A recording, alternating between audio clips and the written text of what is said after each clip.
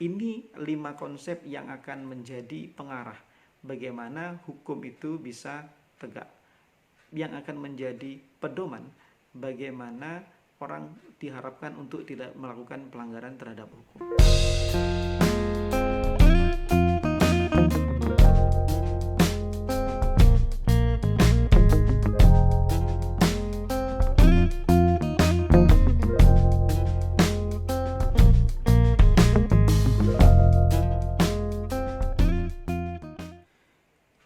Bismillahirrahmanirrahim. Assalamualaikum warahmatullahi wabarakatuh. Alhamdulillah kita ketemu lagi dalam kajian aktual. Hari ini kita akan membahas bagaimana hukum dan penegakannya. Terutama karena kita saat ini berada dalam suasana bulan Ramadan, maka kajian yang akan saya sampaikan hari ini tidak jauh dan tidak lepas dari bagaimana Islam memandang hukum dan penegakannya. Teman-teman yang berbahagia, kita tahu bahwa hukum itu fungsi utamanya adalah untuk mewujudkan ketertiban. Hukum juga punya fungsi utama untuk menjamin keselamatan dan lain-lain. Kenapa hukum difungsikan seperti itu? Karena kita tahu bahwa secara fitrah dan naluriah manusia tidak menginginkan dirinya celaka. Tidak ada satupun manusia yang menginginkan dirinya disakiti, diambil hartanya, diambil jiwanya dan lain sebagainya. Dan sifat dasar dan naluriah manusia inilah yang kemudian mendorong mereka untuk berkumpul dalam sebuah komunitas masyarakat, dan dalam komunitas masyarakat itu kemudian membentuk sebuah aturan atau kesepakatan yang disebut dengan hukum. Nah, hukum itulah yang kemudian difungsikan untuk bagaimana menjaga kepentingan-kepentingan individu-individu di dalam masyarakat itu, juga bagaimana hukum difungsikan untuk menjaga kepentingan kelompok. Teman-teman yang berbahagia, nah lalu bagaimana pandangan Islam atau konsep Islam dalam memahami dan merumuskan apa itu tujuan hukum? Kita tahu bahwa tujuan hukum menurut Islam itu ada 5 hal yang ingin dijaga di dalam hukum Islam. Yang pertama adalah Islam atau hukum Islam itu ingin menjaga agama. Kemudian yang kedua, hukum Islam itu ingin menjaga jiwa. Yang ketiga, hukum Islam itu difungsikan untuk menjaga akal. Yang keempat, menjaga harta. Dan yang kelima adalah menjaga keturunan. Nah, ini adalah prinsip dasar bagaimana hukum Islam itu diwujudkan. Dan kalau kita cek apakah prinsip dasar tujuan pembentukan hukum Islam ini sesama atau tidak dengan hukum nasional atau hukum modern yang kita terapkan saat ini, menurut hemat saya apa yang ada di dalam hukum nasional atau hukum yang kita laksanakan sehari-hari yang kita sebut dengan KUHP, KUH Perdata dan lain sebagainya itu sama atau paling tidak berdekatan tujuannya seperti apa yang sudah digariskan sebagai tujuan pembebanan hukum Islam. Nah, artinya ada hal yang bisa dikatakan punya benang merah yang sama.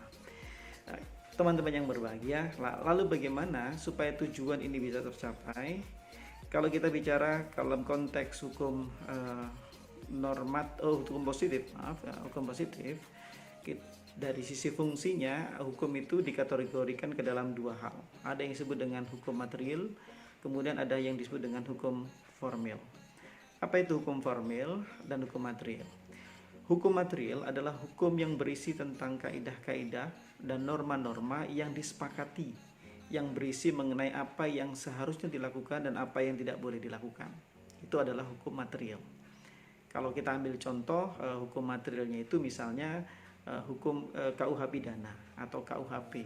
Kemudian ada KUH Perdata atau Kitab Undang-Undang Hukum Perdata. Itu hukum contoh di antara beberapa hukum material.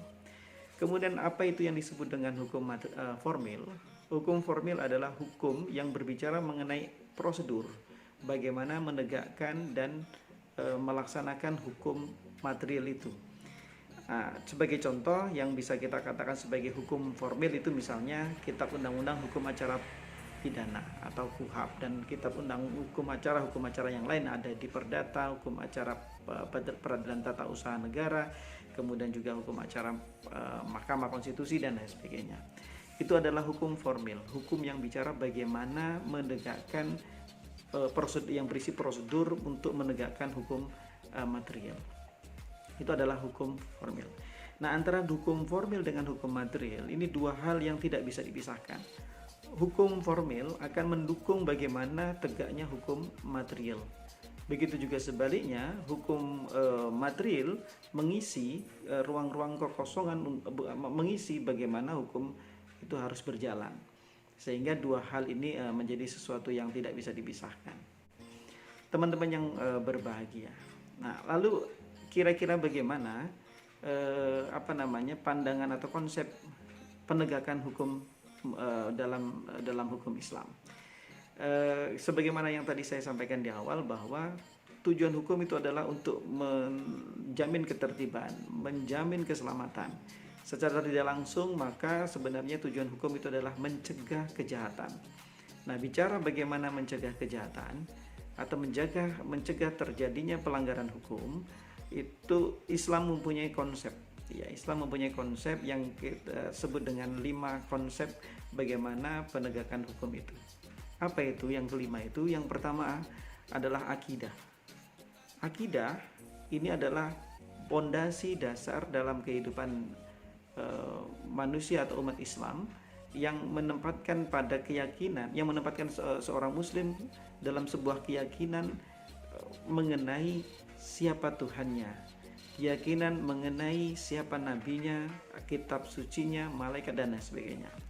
Nah, karena akidah itu pula kemudian manusia punya perasaan selalu diawasi. Karena apa? Karena apa yang dilakukan dan gerak-gerik manusia selalu dalam alam kesadarannya mengatakan saya berada dalam pengawasan Allah, karena dia mengakui adanya Allah, karena dia mengakui adanya malaikat, dan kemudian dia di alam kesadarannya terbentuk kesadaran bahwa ada makhluk Allah yang akan senantiasa mencatat amalan yang saya perbuat. Nah, ini akidah ini yang kemudian bisa menjadi sarana untuk mencegah timbulnya pelanggaran terhadap hukum. Yang kedua, konsep pencegahan pelanggaran hukum itu adalah ibadah. Ibadah ini juga sebagai sarana kita untuk mencegah kemungkaran. Salah satu ayat Al-Quran mengatakan bahwa inna sholata tanha anil fahsya'i wal munkar. Sesungguhnya sholat itu mencegah perbuatan keji dan mungkar. Artinya apa? Orang yang beribadah dengan segala ketulusan dan ketundukannya, diharapkan dia mampu membangun kesadaran untuk tidak berbuat jahat. Diharapkan dia mampu membangun kesadaran untuk tidak melakukan pelanggaran hukum, terutama hukum agama. Nah, ini ibadah. Konsep yang kedua. Konsep yang ketiga adalah akhlak. Nah, akhlak ini adalah inti dari ajaran Islam. Karena Nabi Muhammad SAW diutus untuk menjadi Rasul semata-mata dalam rangka untuk liutammima makarimal akhlak, untuk menyempurnakan akhlak yang baik. Nah, akhlak yang baik inilah yang kemudian mendorong manusia alam bawah sadarnya untuk selalu berbuat baik, sehingga dia akan mengatakan bahwa saya tidak lebih baik dari yang lain, saya harus menghargai orang lain, saya harus ini dan sebagainya. Yang keempat adalah dakwah bil ma'ruf. Dakwah bil ma'ruf atau mengajak orang untuk berbuat kebaikan ini secara tidak langsung juga akan mendorong orang untuk tidak berbuat kejahatan, akan mendorong orang untuk tidak melakukan pelanggaran hukum. Yang kelima adalah nahi mungkar. Nahi mungkar adalah mencegah terjadinya kejahatan, atau ketika mengetahui sebuah kejahatan dia melakukan aktivitas-aktivitas untuk meminimalisir atau menghentikan kejahatan itu. Dan di dalam Islam dinyatakan bahwa barang siapa yang mengetahui kemungkaran, maka dia punya kewajiban untuk mengubah dan menghalau kemungkaran itu dengan tangannya. Fa'ilam yastati, kalau tidak bisa maka dengan lisannya. Fa'ilam yastati, atau kalau tidak bisa maka dengan hatinya. Nah, ini 5 konsep yang akan menjadi pengarah bagaimana hukum itu bisa tegak, yang akan menjadi pedoman bagaimana orang diharapkan untuk tidak melakukan pelanggaran terhadap hukum. Ini adalah 5 konsep dasar Islam. Nah, saya meyakini kita bangsa Indonesia yang notabene mayoritas masyarakatnya beragama Islam, kalau kita sudah menjalankan, umat Islam sudah menjalankan 5 konsep penegakan dan pencegahan pelanggaran dan kejahatan ini dengan sebaik-baiknya dan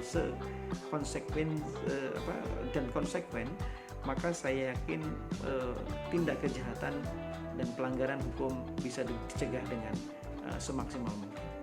Saya kira itu yang bisa saya sampaikan dalam kesempatan kajian singkat ini. Mudah-mudahan bermanfaat.